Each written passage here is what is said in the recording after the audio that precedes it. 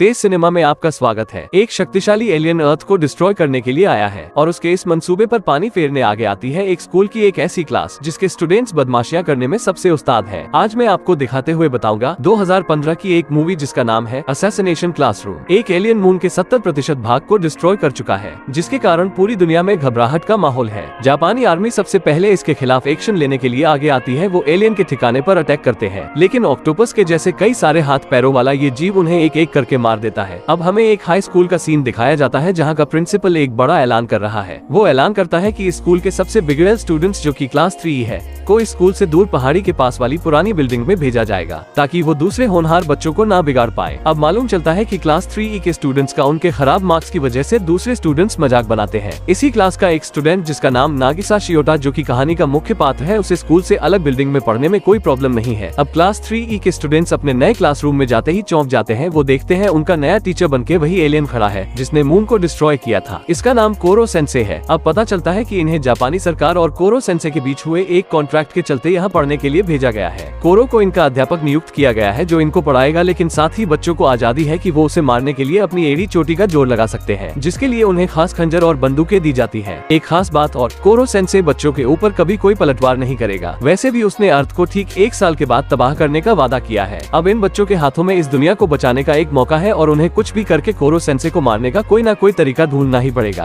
अब क्योंकि बच्चे बिल्कुल अनाड़ी हैं और उन्हें पूर्व में लड़ाई का कोई अनुभव नहीं है, तो उन्हें सरकार द्वारा नियुक्त एक खास एजेंट टाडायोमी करासुमा को उनकी मदद के लिए भेजा गया है। क्लास शुरू होने पर कोरो सेंसे स्टूडेंट्स को बताता है कि उसे स्टूडेंट्स को 1 साल तक पढ़ाने के लिए लगाया गया है और उसने ये वादा भी किया है कि वो किसी भी स्टूडेंट को कोई नुकसान नहीं पहुंचाएगा, लेकिन हाँ, स्टूडेंट्स उसे मारने की हर कोशिश कर सकते हैं और जो कोई भी स्टूडेंट उसे मारने में सफल रहेगा उसे करोड़ों रुपयों का इनाम दिया जाएगा। एजेंट टाडायोमी बताता है कि कोरो सेंसे बहुत ही तेज और फुर्तीला है और तुम में से कोई भी इसे पकड़ने में कभी सफल नहीं हो पाएगा, लेकिन हमारे पास एक प्लान है। वो स्टूडेंट्स को चाकू और बंदूक द्वारा उससे लड़ने का डेमो करके दिखाता है, लेकिन कोरो सेंसे बड़े आराम से टाडायोमी से चाकू छीन लेता है। अब वो बंदूक से गोली चलाकर अपना एक हाथ अलग कर देता है, लेकिन उसे कोई भी दर्द महसूस नहीं होता। अब सब जान लेते हैं कि कोरो कोई ऐसा वैसा एलियन नहीं है और उसकी शक्तियाँ इंसानों के मुकाबले कहीं ज्यादा है। अब देखते ही देखते उसके कटे हाथ के स्थान पर एक नया हाथ भी उगाया है, लेकिन उसकी एक कमजोरी है कि जब कभी उसका कोई अंग कटकर नया आता है उस समय उसकी भागने की रफ्तार काफी घट जाती है और यही उसे मारने का सबसे अच्छा मौका है। अगले दिन से स्टूडेंट्स कोरो को मारने का अपना काम शुरू कर देते हैं। वो खास बंदूकों से उस पर निशाना साधते हैं,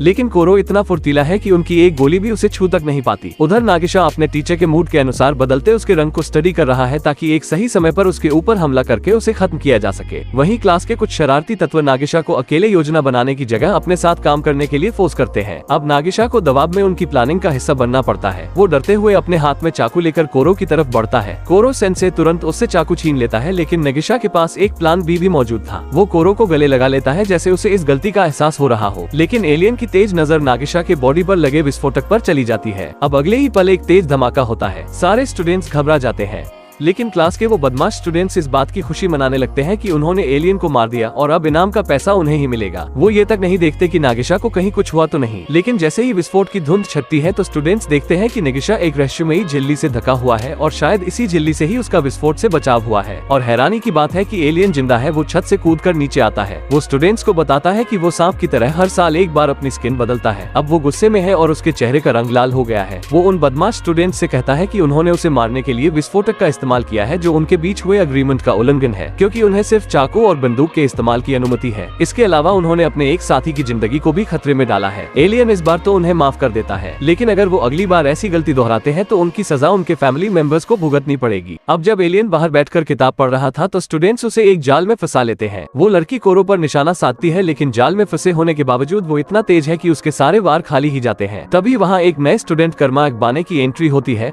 जिसे स्कूल के अंदर लड़ाई करने की वजह से एक होनहार स्टूडेंट होने के बावजूद मुख्य स्कूल से निकालकर बदनाम ग्रेड 3 स्टूडेंट्स के साथ पढ़ने के लिए भेजा गया है। कर्मा सबको अपना परिचय देता है। वो कोरो से हाथ मिलाने के लिए अपना हाथ आगे बढ़ाता है, लेकिन जैसे ही कोरो उससे हाथ मिलाता है उसे तेज दर्द महसूस होता है। अब कर्मा दिखाता है कि उसने अपने हाथों पर कुछ ब्लेड चिपका लिए थे, जिससे कोरो सेंसे को तेज दर्द हुआ। अब वो पहला स्टूडेंट है जो कोरो को नुकसान पहुँचाने में सफल रहा। अब समय के साथ कर्मा एलियन टीचर को विभिन्न तरीकों से मारने का प्रयास करता है, लेकिन अफसोस उसका कोई भी तरीका काम नहीं आता। अब एक दिन कर्मा अकेला बैठा होता है तो नागिशा नागिशा उसके पास आता है। दोनों एक दूसरे से बातें करने लगते हैं। कर्मा उसे बताता है कि उसे एलियन को मारने पर मिलने वाली धनराशि का कोई लालच नहीं है, वो तो बस इस एलियन को मारकर दुनिया को इस खतरे से बाहर निकालना चाहता है। तभी कोरो सेंसे भी वहाँ चला आता है। कर्मा उससे पूछता है कि वो परेशानी में अपने स्टूडेंट्स की हेल्प करने वाला एक अच्छा टीचर है या फिर वो एक बुरा टीचर है जिसे अपने स्टूडेंट्स की जिंदगी की कोई परवाह नहीं। ऐसा कहकर वो पहाड़ी से नीचे कूद जाता है। गिरते हुए उसने अपने हाथों में एक बंदूक पकड़ रखी है। वो जानता है एलियन उसे बचाने जरूर आएगा, जिसके लिए उसे अपनी रफ्तार कम करनी पड़ेगी और उसी समय वो उसे उसके सर में गोली मारकर खत्म कर देगा। लेकिन उसकी सोच के उलट चालाक एलियन तेजी से उससे पहले नीचे जाकर एक जाल में खुद को बदल लेता है और कर्मा को मरने से बचा लेता है। यहाँ से सीन एक सैन्य वार्ता की तरफ मुड़ता है। कोरो सेंसे के मून के हमले के बाद से 2 महीने बीत चुके हैं और दुनिया के देशों का दबाव जापान पर है और उन देशों ने जापान को न्यूक्लियर मिसाइल्स के निशाने पर ले रखा है। लेकिन यहाँ हमें ये भी मालूम चलता है कि उस एलियन ने दुनिया की सारी मिसाइल्स को अपने कंट्रोल में कर लिया है, जिससे अभी तक भी जापान बचा हुआ है। एजेंट तादायोमी जो इसी मीटिंग में है, चीफ से कहता है कि उन्हें क्लास 3E में एक और स्टूडेंट्स का एडमिशन कराना होगा क्योंकि मौजूदा स्टूडेंट्स उसे मारने में असमर्थ है। अगले दिन हम रित्सु नाम की एक रोबोट को देखते हैं।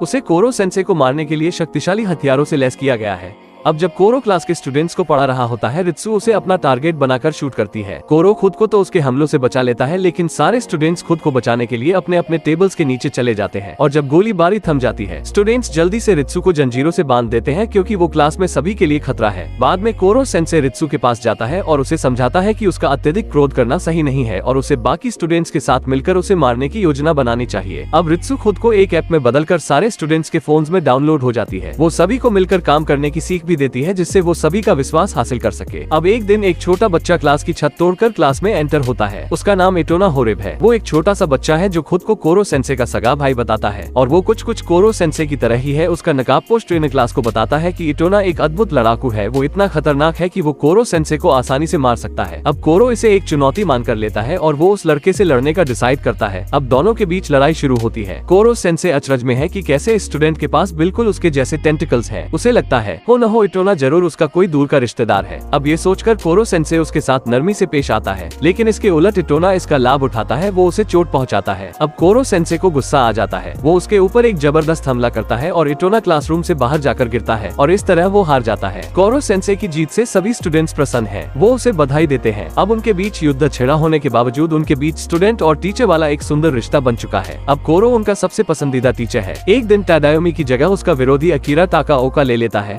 जो अपने स्टूडेंट्स पर कुछ ज्यादा ही सख्त है। एक अभ्यास के दौरान एक स्टूडेंट जो बहुत ज्यादा थक गई थी, वो और अभ्यास करने में अपनी असमर्थता जताती है।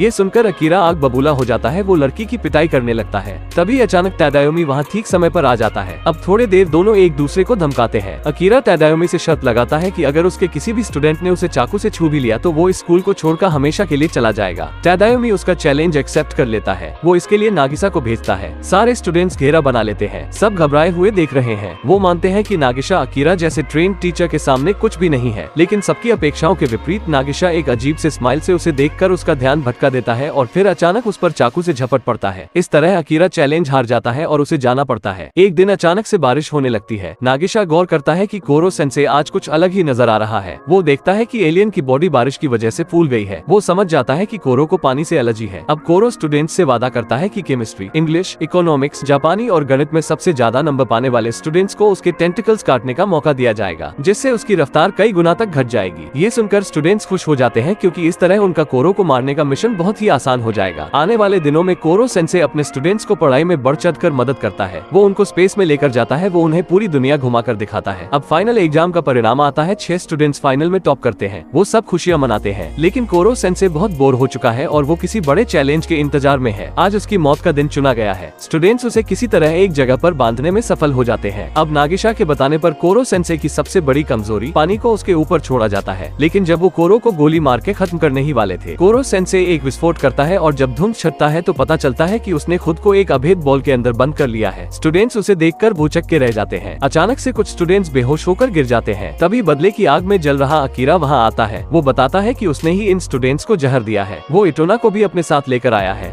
अब पता चलता है उस दिन जो नकाबपोश इटोना को अपने साथ कोरो से लड़ाने के लिए लाया था, वो अकीरा ही था। इससे पहले की चीजें नियंत्रण से बाहर जाती नागिसा और कर्मा मिलकर इटोना को बारिश में ले जाते हैं, जिससे वो भी कोरो की तरह कमजोर पड़ जाता है। उसके बाद नागिसा उसके टेंटिकल्स को काट देता है। अब उन्हें पता चलता है कि अकीरा ने उनकी एक क्लासमेट को किडनैप कर लिया है। वो उसे मारने की धमकी देता है और बदले में कोरो सेंसे को उसके हवाले करने को कहता है, लेकिन ये कोई ऐसी वैसी नहीं क्लास 3E है। वो उसे कोरो सेंसे की जगह एक साधारण बॉल देकर लड़की को छुड़ा लेते हैं। अब वो अपने इस बदतमीज टीचर को कीचड़ में डुबो देते हैं। उधर रोबोट रित्सु जहर से बेहोश बच्चों के लिए एंटीडोट बना कर देती है, जिससे सब ठीक हो जाते हैं। अब स्कूल में सरकारी अधिकारी आते हैं। वो कोरो सेंसे को कमजोर पाकर उसे पूरी दुनिया के सामने लाइव मारने का फैसला करते हैं। वो उसे एक बंद जगह में डालकर विस्फोटक से भर देते हैं। उधर उसके सारे स्टूडेंट्स उसे आखिरी बार अपने सामने देख रहे होते हैं। कोरो सबको आखिरी बार अलविदा कहता है। वो कहता है कि वो खुशनसीब है कि वो उसके अपने खुद के स्टूडेंट्स से हारा है, और इससे जाहिर होता है कि उसके स्टूडेंट्स बहुत ताकतवर और सबसे काबिल है, और उसके जैसे टीचर के लिए ये एक बहुत बड़ी उपलब्धि है। अब एक बड़ा विस्फोट होता है। जापानी सैन्य अधिकारी उसके मरने की खुशी मनाने लगते हैं, लेकिन स्टूडेंट्स रोना शुरू कर देते हैं क्योंकि वो अपने प्यारे टीचर को जो खो चुके थे। सबसे ज्यादा दुखी नागिशा है। वो फूट फूट कर रो रहा है, लेकिन तभी पीछे से कोई उसे नैपकिन पकड़ाता है। ये कोई और नहीं बल्कि कोरो सेंसे है। अब उसे जिंदा देखकर सरकार उसे खत्म करने का अपना कार्यक्रम बंद कर देती है, और अब वो क्लास 3E को पढ़ाने का अपना काम जारी रखेगा। अब दिखाया जाता है कि वो छोटा बच्चा इटोना भी कोरो सेंसे की क्लास में पढ़ने के लिए एडमिशन ले लेता है, और मूवी यहीं खत्म हो जाती है।